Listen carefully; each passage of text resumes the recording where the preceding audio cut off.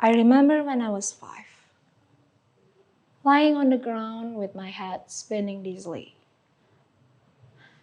When I came home later that day, my mom asked me, Binka, what happened to your face?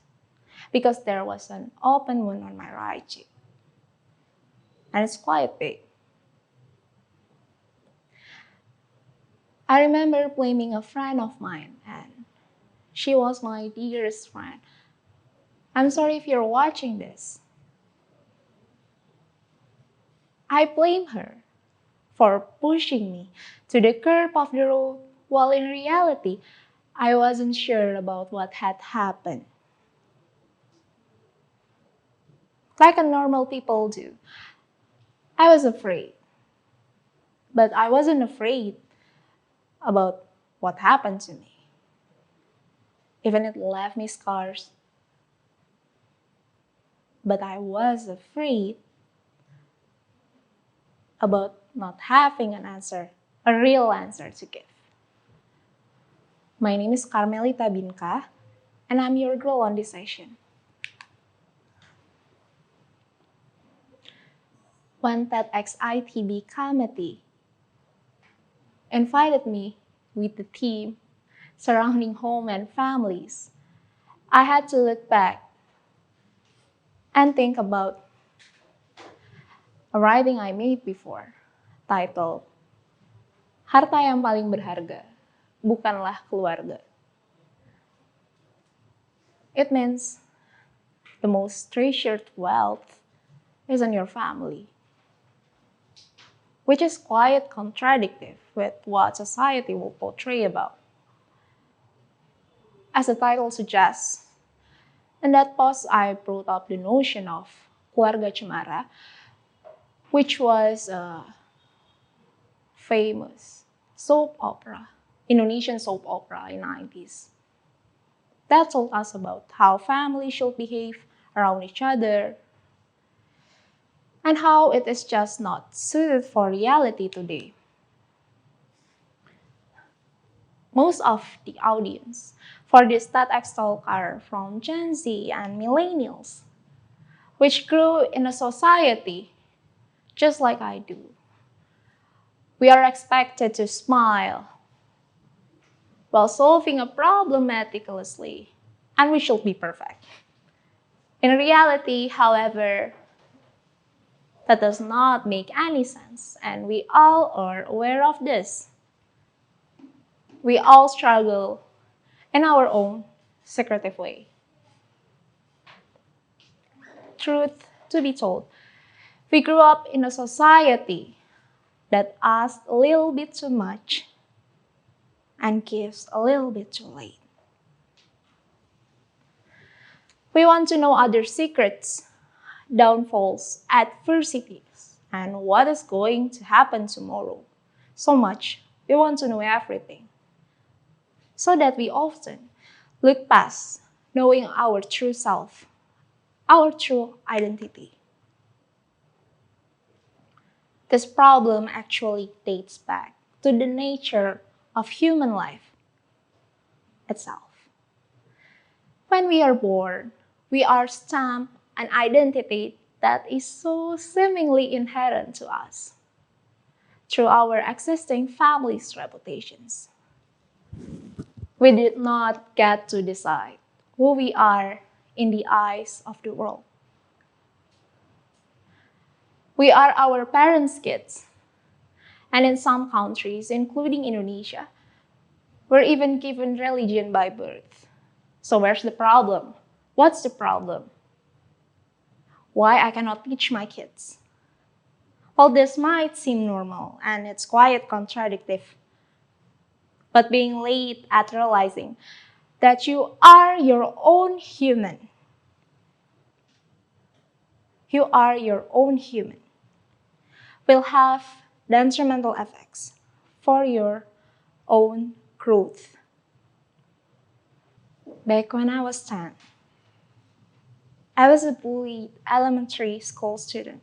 A story for another day, but this was a time when Facebook were so hype and cool, and everyone played illegally. There's a lot of underage people.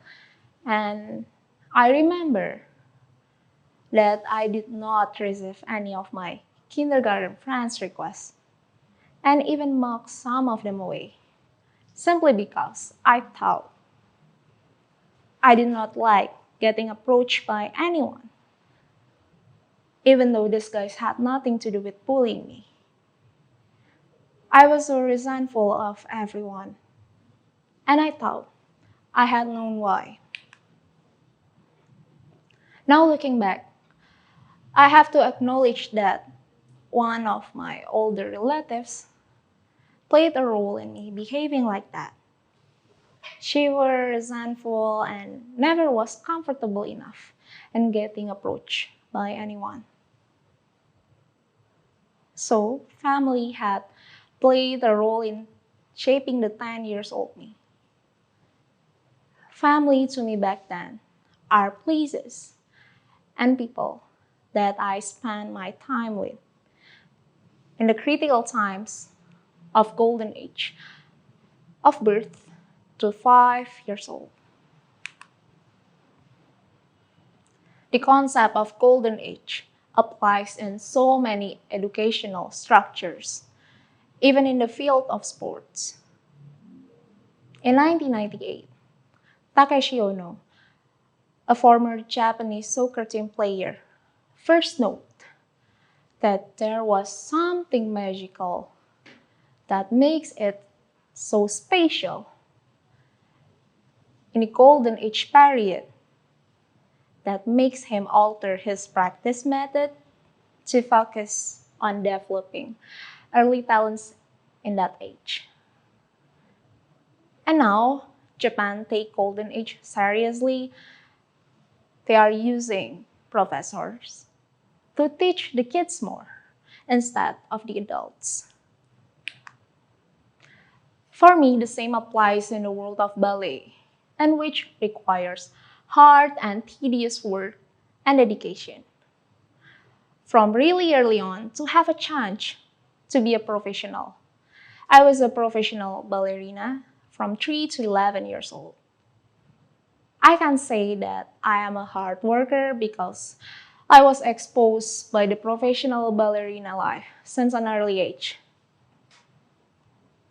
The golden age is truly a period where we learn so many things fundamentally, all at once, and can never be revisited again. But the problem is we tend to normalize this to the point where we blame so many external factors for failure and so many other critical times. And the reality is that every day is critical in our lives. One day, you can have everything you need and you will feel grateful. You will feel blessed. But the next day, you might crave for something totally out of reach simply because we saw others owning different things, even it's something that you don't need. As a person, we like to be in control and win every single time. We like to know how to anticipate unfortunate events that are beyond our control, including how others behave and how the past unfolds. We know this is not a good habit for sure, and it's quite unrealistic. But let's be honest, and let's be realistic. Not everyone can have a privilege to be content. It is a long, week process, a constant battle that we have to face every single day, where we have to distinguish our own internal problem and people's mistakes. Do it right, and you have a wonderful life. But do it wrong, and you will find yourself blaming others for own internal problems. The same applies to the concept of families. There is a famous words, blood is thicker than water. You may heard it before, but I used to be this kind of person that always put my family first before anyone else.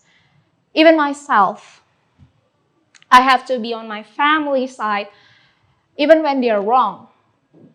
No matter what happened, I have to be on their side. Now I realize that a family member's mistake is not our internal problem. The notion of family reputations to me do not make any sense because each individual can only control themselves. Family, in its core sense, are people that you have relations with. We wrongfully give meaning to it too strongly, leaning towards bloodline connection. But let me ask you, how many times do you feel stronger connection with others that have different bloodline than you? So as we reflect back on the notion of family, put aside the toxic portrayal of bloodline members helping each other and supporting each other no matter what. A mistake is a mistake, and to each is their own. We have to focus on things we can control instead of blaming it on things we cannot control that are beyond our control. At the same time, we cannot hide our own feelings. Let them know the truth.